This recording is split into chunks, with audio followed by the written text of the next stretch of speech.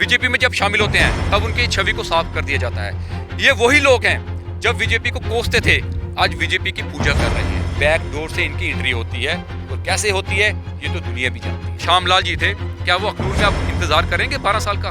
क्या उनको और कहीं शिफ्ट नहीं किया जाएगा? कि जो पब्लिक के बीच, जो ग्राउंड में कार्यकर्ता, चाहे वो किसी पार्टी का हो, जो लोगों का दुख को समझने का प्रयास करता है, उन लोगों को इन लोगों ने कुचलने का काम किया है। लोग इनके साथ एसी के रूम में बैठकर ये पूरा जम्मू कश्मीर की बात करते हैं, उन्हीं लोगों को ये लोग मौका देते हैं।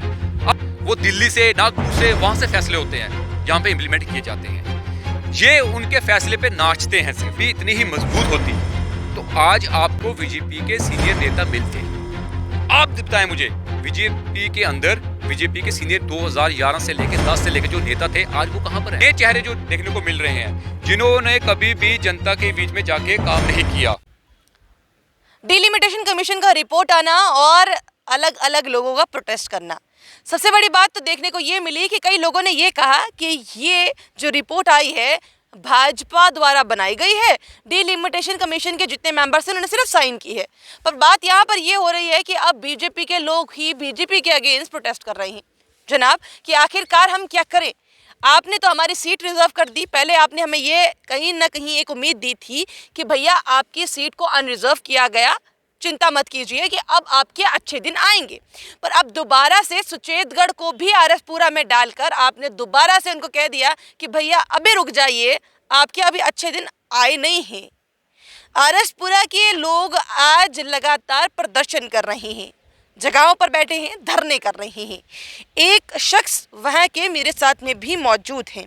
अभी जो जिनका नाम है, बातचीत करते हैं कि आखिरकार किस तरीके से देखते हैं, क्योंकि अब लगातार बीजेपी वर्सेस बीजेपी भी है, लोग वहाँ के परेशान हैं। एक कम्युनिटी ने लगातार वहाँ पर बातचीत की है। अब कहीं ना कहीं अगर ओपन होता तो बाकी और लोगों को भी एक जगह मिल जाती। वही बात यह भी है कि इस कमीशन में कुछ कम्युनिटीज़ को टारगेट रखा ही नहीं गया कि भैया तुम कहीं हो ही नहीं, किसी खाते में नहीं आते। चलिए बातचीत करते हैं, किस तरीके से देखते हैं। आरएसपुरा को एक उम्मीद दी थी कि भैया आपको अनरिजर्व कर दिया है, पर दोबारा से उसको रिजर्व कर दिया और कहा कि भैया अभी भी आपके वही दिन हैं जिसमें आपको रिजर्व कैटेगरी में ही रहना है।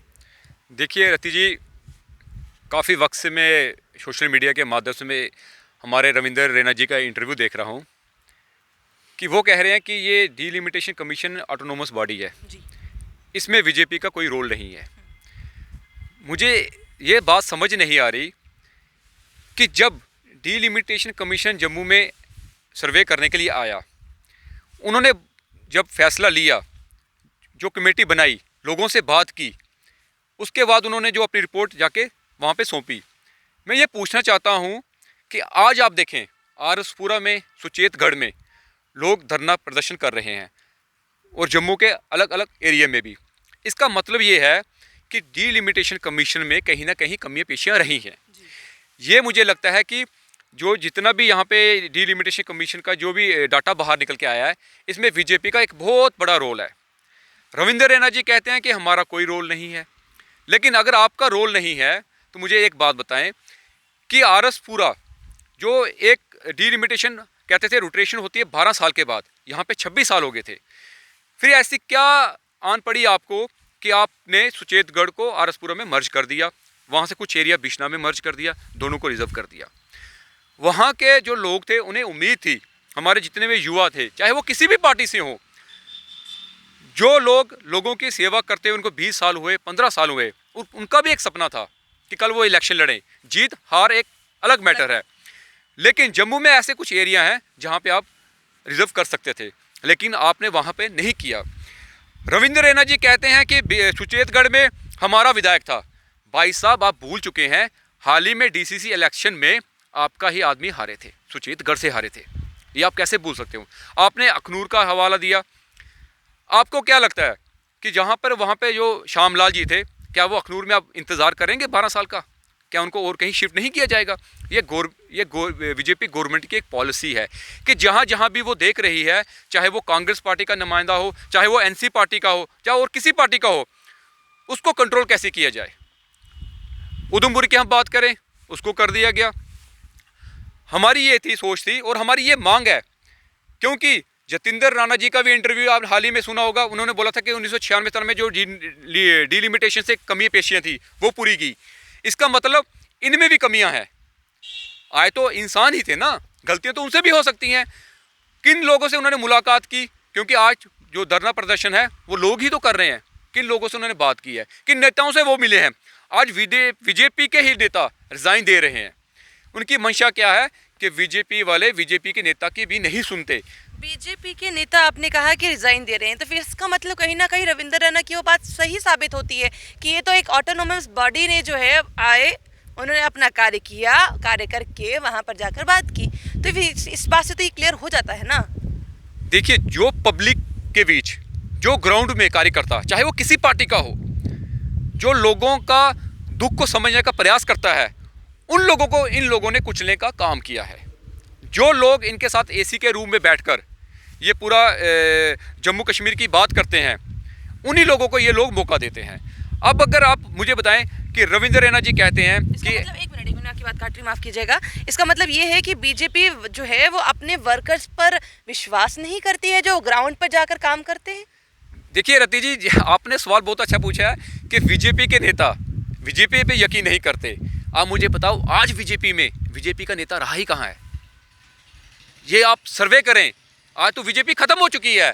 आज बीजेपी का ढांचा जिस पे खड़ा है वो सभी जानते हैं। वो दिल्ली से, नागपुर से, वहाँ से फैसले होते हैं, यहाँ पे इम्प्लीमेंट किए जाते हैं। ये उनके फैसले पे नाचते हैं सिर्फ। आज बीजेपी का जो कार्यकर्ता, ऐसे सीनियर कार्यकर्ता भी हैं, आप मुझे बताओ, आज आपको बीजेपी का सीनियर कार्यकर्ता कहीं दिखता है? आज लोग एनसी से उठकर, दूसरी पार्टी से उठकर बीजेपी में जब शामिल होते हैं, तब उनकी छवि को साफ कर दिया जाता है। ये वही लोग हैं जब बीजेपी को कोसते थे, आज बीजेपी की पूजा कर रहे हैं। तो ये लोगों के हित की बात नहीं कर रहे, ये अपने हित की बात कर रहे हैं। ये अपने फायदे के लिए ये लोगों को कुचलने का काम कर रहे हैं। कौन कुचल रहा है? क्या कोई नाम आपके इस समय जहन में आ रहे हैं कि यही लोग हैं? क्योंकि आपने कहा कि अब जो है वो बीजेपी रही नहीं है। फिर बीजेपी कहाँ पर है? चाहे जहाँ मर्जी से दिल्ली से बात आए, नागपुर से बात आए, पर हाथ तो बीजेपी की रही है ना। अगर बीजेपी इतनी ही मजबूत होती तो आज आपको बीजेपी के सीनियर नेता मिलते। आप बताएं मुझे, बीजेपी के अंदर बीजेपी के सीनियर 2011 से लेके 10 से लेके जो नेता थे, आज वो कहाँ पर हैं? बताएं मुझे, कहाँ पर हैं?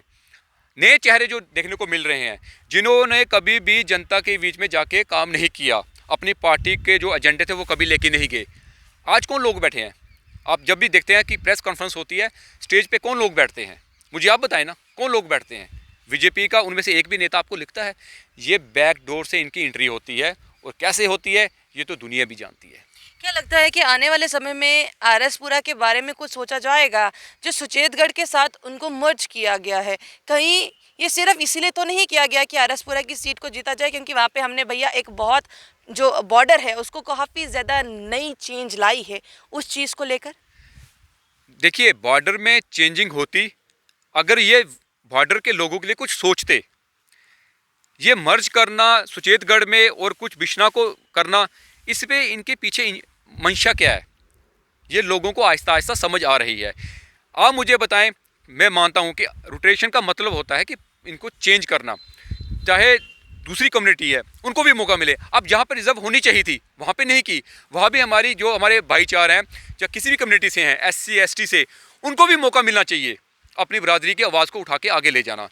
हम अपनी में कम्युनिटी की बात करूँ, जहाँ भी हमारी पॉपुलेशन है, आप देख लीजिए गांधीनगर में, दूसरी आरएसपुरा में है, और कहीं ना कहीं हमें भी मौका मिलना चाहिए था कि हम दूसरे के दरवाजे पे जाके खड़ा होने से अच्छा है कि हम अपनी आवाज़ को खुद उठाएं।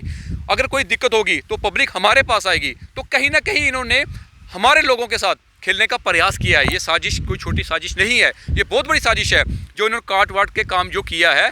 कहीं ना कहीं हमारी कम्युनिटी को कहीं ना कहीं इन्होंने टारगेट भी किया है। बहुत बहुत शुक्रिया हमारे साथ जुड़ने के लिए। तो ये आखिरकार जो अलग अलग इस समय सीट्स निकल के सामने आई हैं, कुछ नई की गई हैं, कुछ पुरानी को छाट बाट किया गया है, कुछ एक अलग अलग नाम भी दिए गए हैं। पर सबसे बड़ा सवालिया निशान ये है कि जब कुछ चेंज आता है, कहते हैं change is the law of nature, change आना काफ़ी ज़्यादा ज़रूरी होता है। पर आरएसपुरा के लोगों की अगर मैं बात करूं तो हाँ, उनके लिए चेंज ज़रूर आया है कि आरएसपुरा और सुचेतगढ़ जो दोनों अलग अलग थे आज मर्ज हैं। पर जिस तरह से वो लगातार कह रहे थे कि भैया अब कोई और लोगों को भी मौका दिया जाए, अनरिजर्व किया जाए, अनरिजर्व में जो सामने आए, जो लोगों की बात हो जीत के सामने आ जाए, पर अब वो बात दोबारा से कहीं ना कहीं उन लोगों की दिल में ही रह गई। क्या आम जनता की बात को दिल में ही रखना पड़ेगा, उनकी बात को कोई सुन नहीं पाएगा, समझ नहीं पाएगा, या फिर जिस तरह से एक बार कहा जा रहा है कि एक ऑटोनॉमस बॉडी ने रिपोर्ट दी है, वहीं दूसरी ओर ये कहा जा रहा है, अलग अलग पॉलिटिकल पार्टीज कह रही हैं कि भैया इस पे साइन न सिर्फ किसी और के हैं, पूरी की पूरी बनाई किसी और ने है। क्या उस बात को अब कहीं ना कहीं सही माने? आपको क्या लगता है? अपनी राय कमेंट बॉक्स में ज़रूर रखिएगा। बने रहिए जम्मू परिवर्तन के साथ। मुझे रोहित जी को दीजिए इजाज़त। नमस्कार।